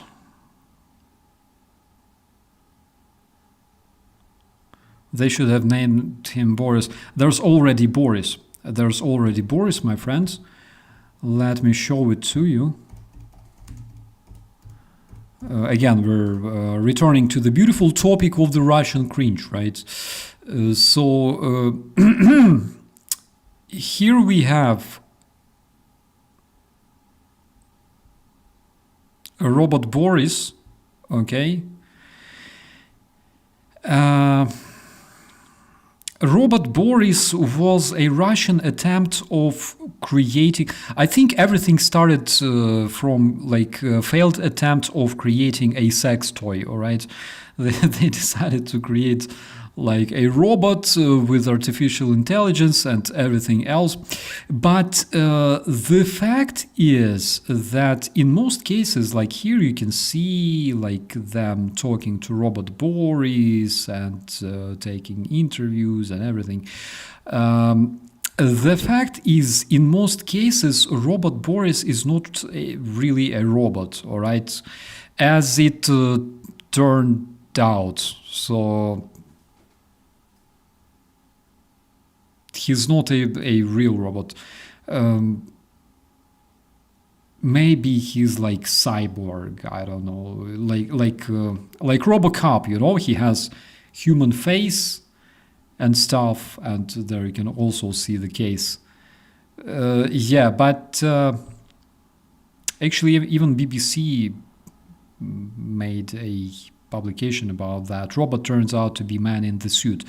Who could have thought? Did you see that coming? I absolutely didn't. I guarantee. And yeah. The hell is that?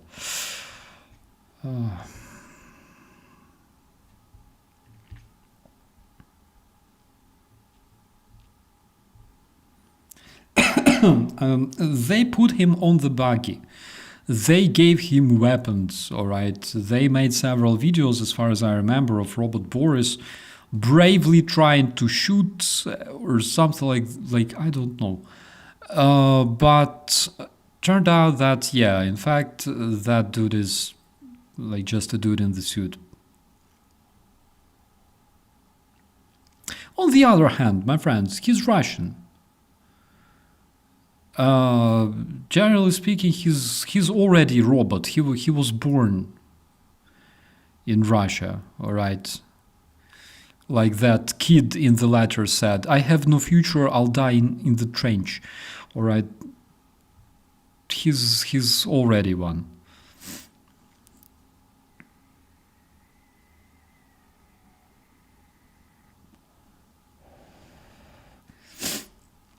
Oh, we have Janine in the chat. Janine, hello. Janine, I store all of your messages. I try to find time to read them because unfortunately I have a lot of them. I'm seriously overwhelmed. But forgive me, I will do that as soon as possible. Greetings to beautiful Australia.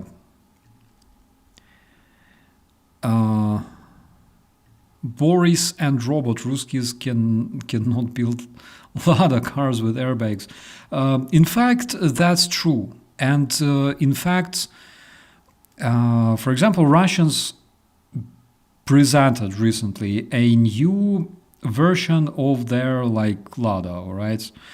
Turned out that this so-called Lada is built on the platform of Ford Kangol. So it's like nothing new, all right?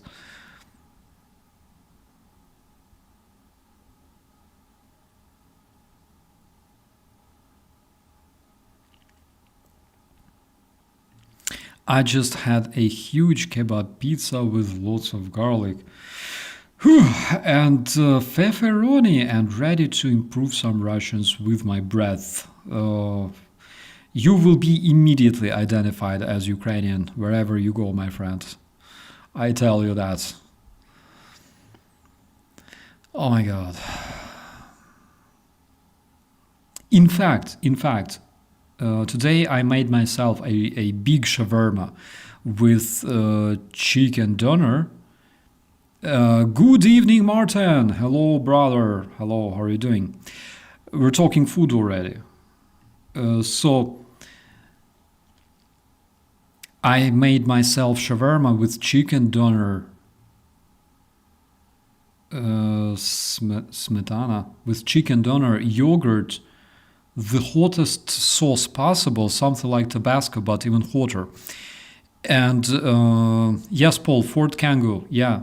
Like if you take a look at that like recent super modern Russian Lada, that's basically Ford Kangoo. And tomatoes, and it was so good actually.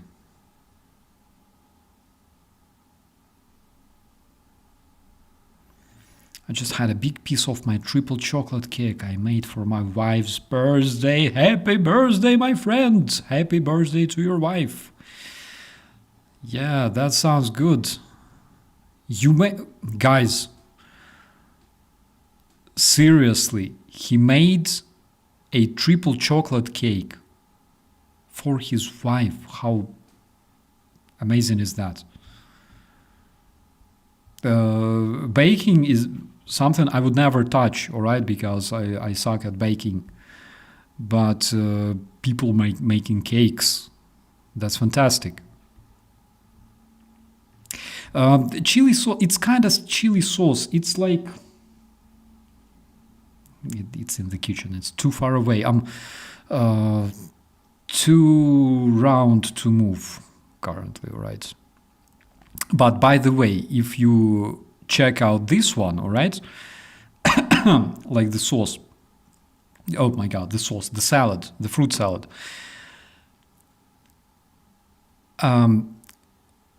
This stuff is actually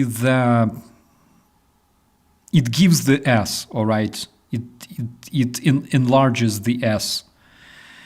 I actually was fat at some point.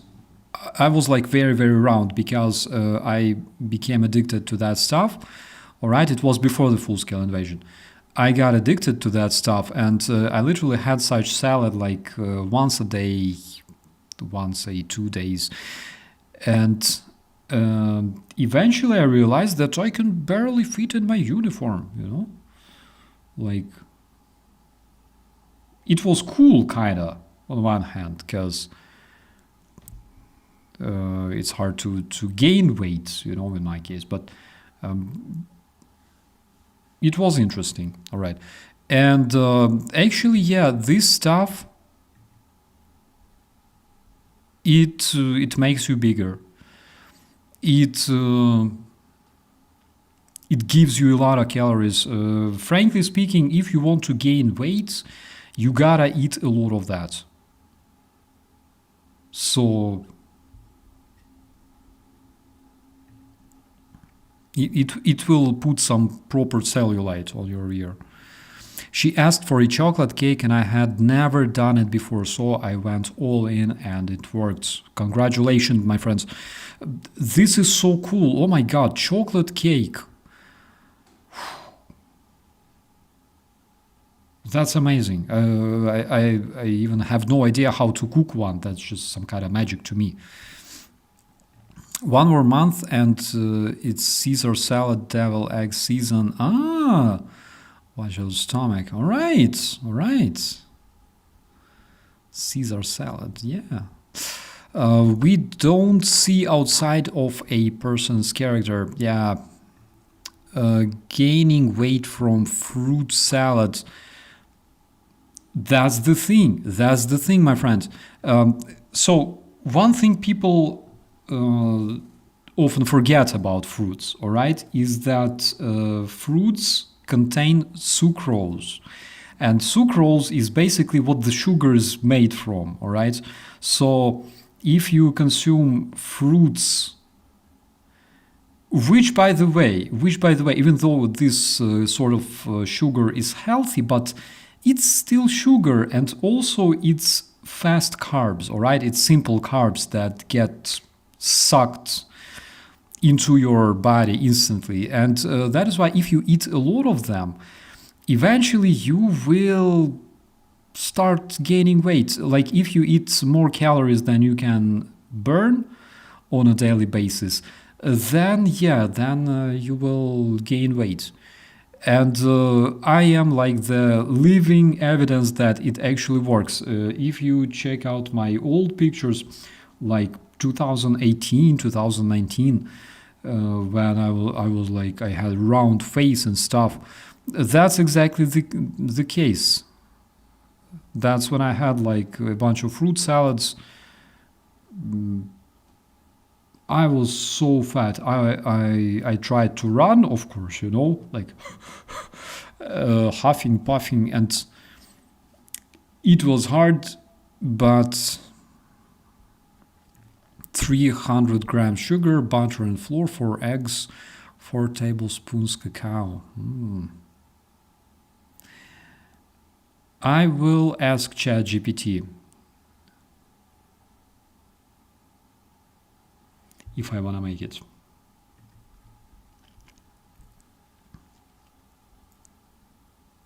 Blueberries are good for you. Blueberries are good for everyone, my friend. Blueberries.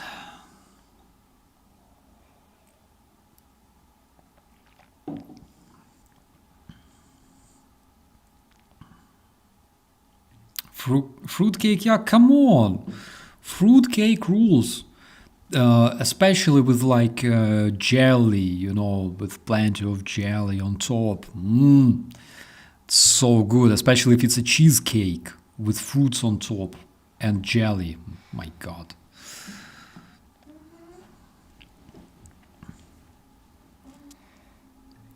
My uncle used to put sour cream on his steak and baked potato.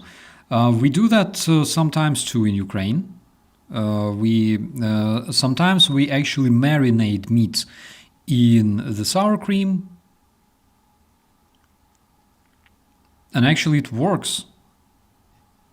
And actually, we marinate chicken legs, the drumsticks. All right. It also works. We marinate it with the sour cream, with smetana, and tastes so nice. Bananas and whipped cream. Yeah, that's the foundation, Eric. That's the foundation of all the goodness in this world. You need bananas, whipped cream, and you also can add some pineapple. So like bananas, whipped cream, and pineapple. That's like the very, very basic level. And then you can add like watermelon, cherries, strawberries, I don't know, apples, sugar. One thing that I learned is that if you want to lose weight, you gotta eat a lot of pineapple. So I actually learned about that a bit, all right? Not deeply, but yeah, I checked, and yeah, in fact, if you eat pineapples, people say, all right, people say that it actually helps you lose weight.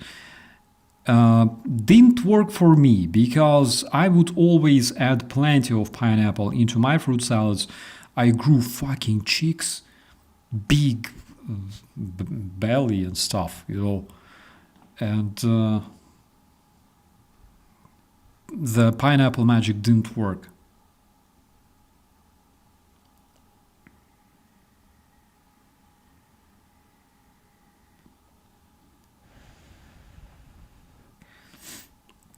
We used to always put a silver sixpence in a Christmas pudding. Where would it go?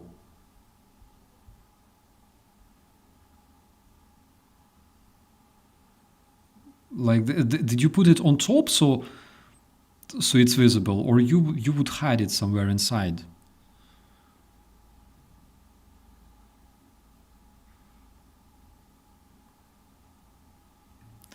My ex-girlfriend told me something else about eating pineapple. Really? Share your secrets. I need to know. Does Ukraine marinate meat in onions and vinegar? So we don't marinate meat with vinegar. That's 100%. We don't do that. But we marinate meat with onions all the time. We add either sour cream or we add kefir. You probably know what it is. We might add beer, mineral water, if we're talking about something like barbecue, shashlik.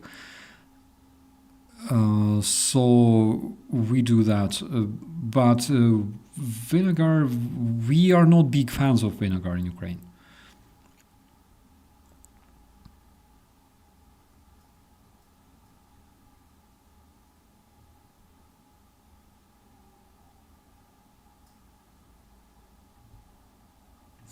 Top pay the dentist. Yeah. Most exported pineapples are heat treated, which kills the enzymes. Ah, so that might be the reason why I became bigger. Yeah, could be.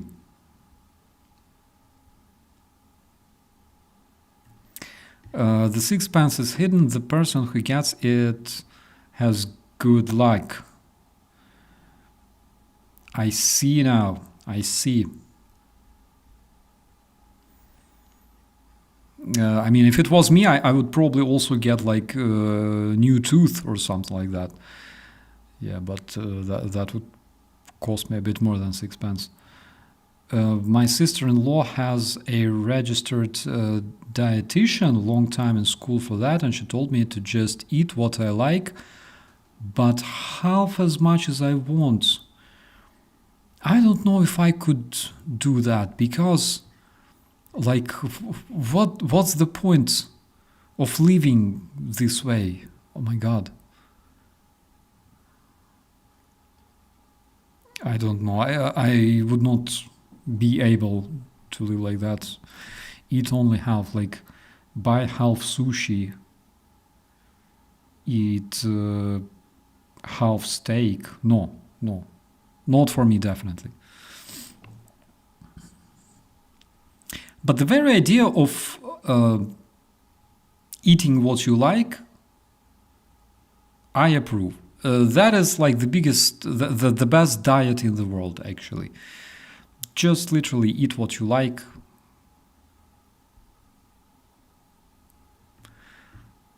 Back then sixpence was like actually silver. Well, that makes a difference.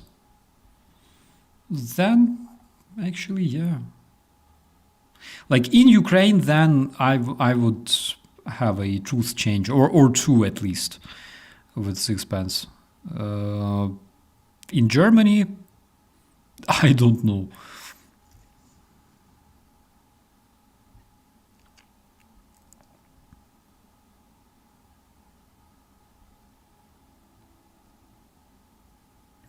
Hello, Anita. Hello. How are you?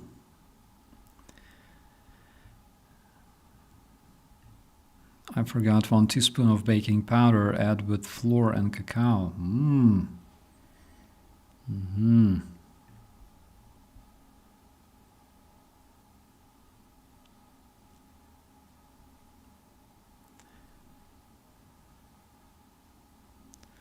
You must savor life. Eat slower. I'll keep that in mind, definitely.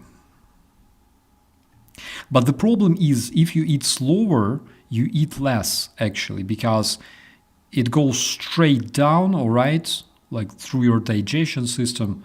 Like the faster you pack your body with the food, the more you can fit inside. If you eat slower, like you eat less.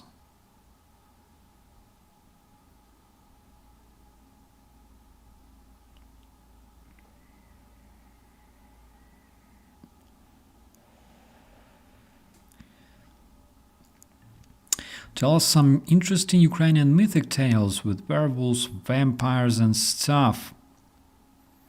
Do we have vampires? One interesting fact is that despite being located relatively close to Romania, we don't have vampires in our mythology, like this lore of blood-sucking night creatures. No, we don't have that. The werewolves we do have. So we have a legend about, I think you call it Homer, like home spirit.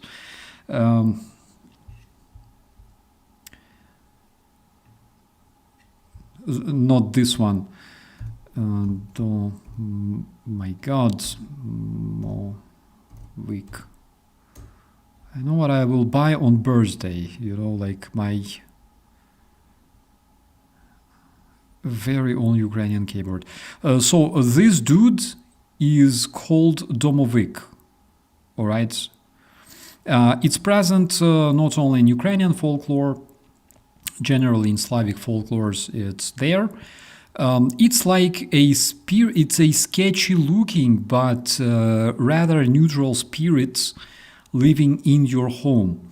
So, what is it responsible for? When your things disappear, when you hear different sounds coming from your house, and also if you live not in like 2025 but in like 1627, all right, then you might believe that you have one of those, the domovik, the homer, the spirit of the home. Looks like Putin.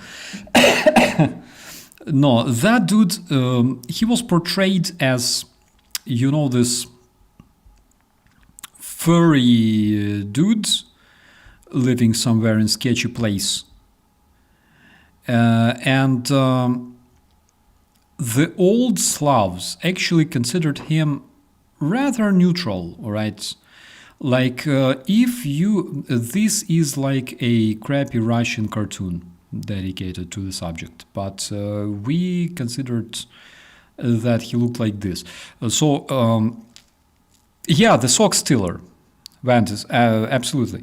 So he wasn't like very mischievous, but if you don't care for your house, if you don't put things in place, and yada yada, you will notice that your house starts to hate you and your things disappear, which again is logical. If you don't put things in place, somehow they disappear, right?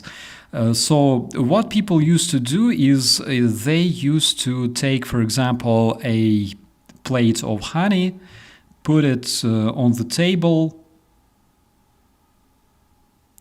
and they believed that in the night the dude will go and taste it and it will calm him down a bit. So that's one of those, he's not an evil spirit, he's literally like you. It's like if you behave bad, he's bad. He behaves bad towards you, right? And if you keep your house in proper order and you do the chores and everything else, the chores. So, yeah. But generally, if you keep your house in order, your things don't disappear. There's no flies, flying around. There's no cockroaches. The mice don't steal your food and stuff, all right? The pigeons don't bathe in the puddles of vomit on the floor, and that explains everything, basically, I think. We have something similar in South Africa called the Tokoloshe, is described as a mischievous or sinister mythical creature. Well, yeah, like in Ukraine we had, all right, two different worlds. One of like the world of folklore, closely tied with the pagan past, all right, and then we had a church, all right, and church, for example, considered all those creatures like Domovik, the home spirit, all those creatures, they considered them evil for obvious reasons, because church would always do that. So in Ukrainian folklore, they were different, and that one is basically he's like a cautionary tale for kids. He keeps the Ruski Mir away. Yeah, something like that. He tells you, like, if you behave like orc, okay, you will eventually turn into one. So don't shit where you live. That's the morale of the story, all right?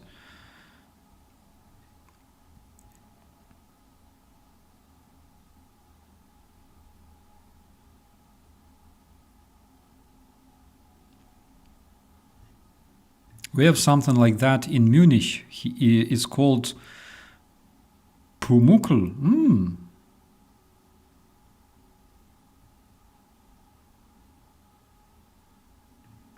I know that in like among the Slavic nations, this one is widespread. Not sure about Europe. In Eastern Europe, there's a lot of fairy tales dedicated to that one.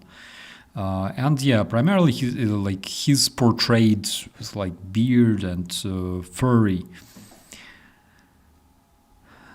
Don't shit where you sleep. Don't shit while you sleep.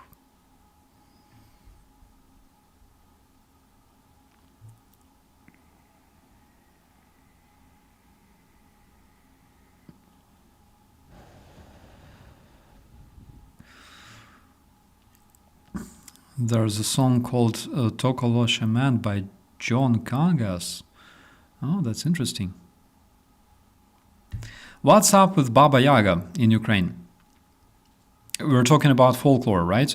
So Baba Yaga in Ukrainian folklore is an old lady who lives in the forest, somewhere far from the people, and she kidnaps misbehaving kids and makes sushi from them, basically. So that's, again, easy explanation. Like, you don't want your kid to go to the woods, all right, where whatever creatures can be found and hunting him or her or whatever.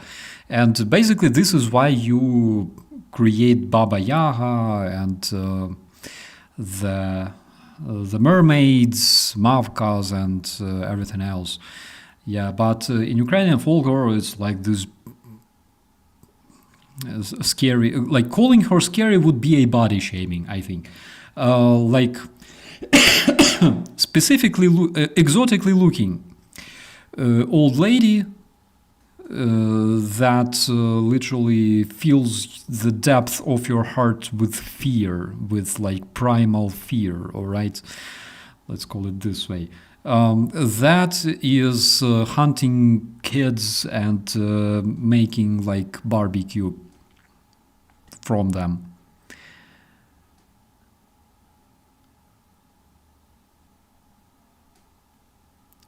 Why Baba Yaga, by the way? I don't know. Again, you can see that even in those times, in the ancient times, like people in our part of the world, they already try to develop some kind of taste for suspense. All right, because like what were the most scary things back in those days?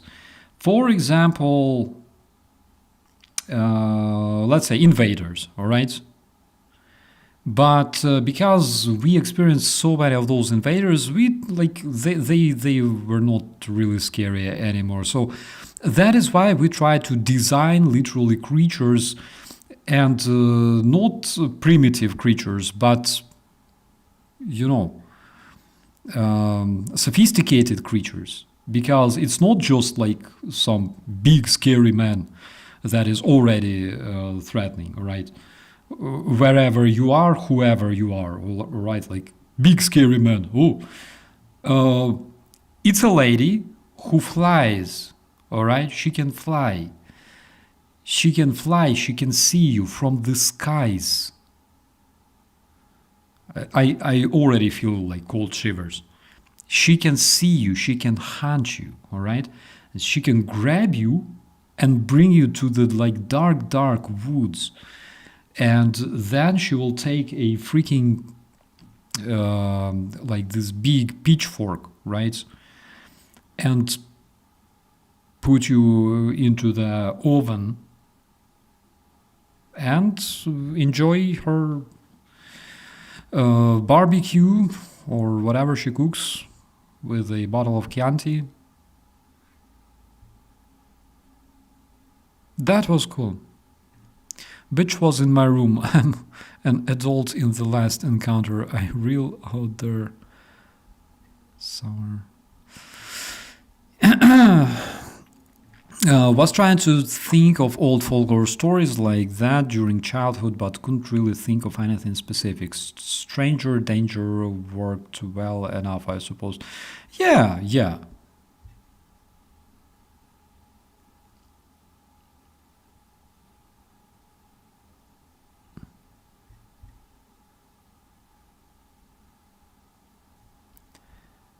But actually, it's very interesting that people tried not only using the easily recognizable images of horror, right, like wolves, wild creatures, ogres. Ogre, that is literally image of like big scary man. All right. Not like something straightforward, but something more sophisticated. Again, Mavka, for example. You walk somewhere like deep in the forest, and you encounter a young girl just hanging out, and she tries to lure you into the swamps, all right? And you follow her, and she drags you into the swamp, and when you start drowning, you can actually see that this young girl, that she's actually fucking dead for already 200 years, all right? She's like deteriorating already. Like how crazy is that? That is the horror, and that is actually, if you make movies, the horror movies, that can be scary even today, all right? Again, Baba Yaga, if made properly, you can actually make it very, very good. So, Ladybird, good night, good night. The Bloody Witch, yeah, that's the one. What else? Do we have like some? Again, V. Holy shit. Good old V. That one is freaking crazy.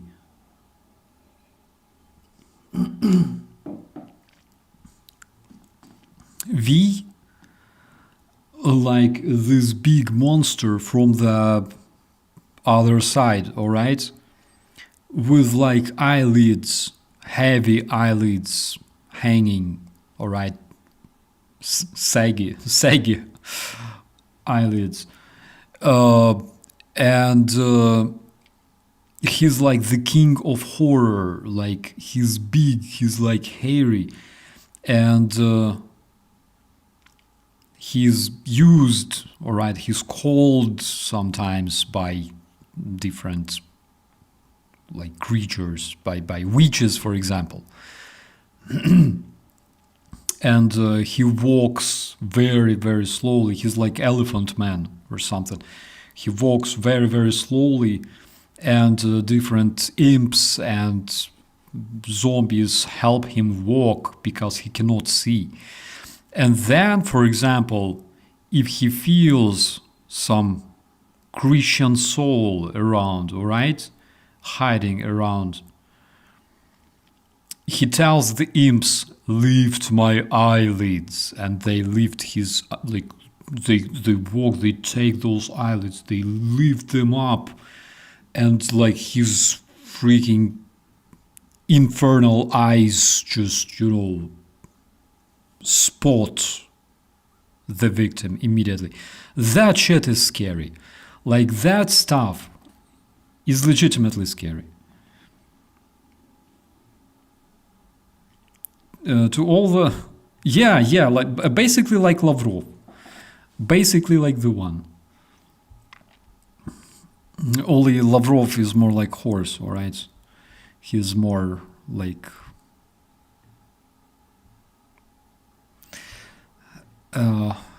a transportation unit, all right? Something like that. So yeah. Only Starsky can turn a horror into comedy. Well, thank you very much. Like, I'm trying to be as scary as possible here. Seriously, like I'm explaining about V and other like.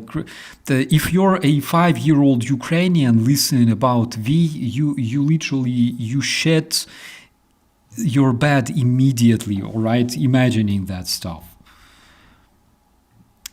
So. I came in time for the impressions, Karen. If you mean this one, I'm so sorry, all right? It was just a coincidence. I didn't mean it. So basically, that's the story. Guys, it's 1 a.m. already in my area. I would probably go. All right, if you don't mind, I would also let you go, my friends, because I know that there's, like, again, quite a few people from Europe staying awake, right, Martin? So, my dear friends, thank you so much for watching. Thank you so much for the questions. Very interesting conversation about the horror genre. That is one of my favorites because, you know, I don't believe in supernatural things except for supernatural Russian stupidity. That is something I believe. Of course, I am a witness, all right? But besides that, it's a very interesting topic. Please let me know if you know any recent horror movies because I watched all of them already. I don't know what to watch. So now you can have pleasant dreams. Yeah, I will. 100%. If I make it to the bed, all right, because I can barely walk, seriously. Tomorrow we will talk about something else. We will talk about the national Russian artists, all right? We will talk about the sketchiest ones, and you're gonna love it, trust me. So with that, my dear friends and family, thank you so much. We'll see you later.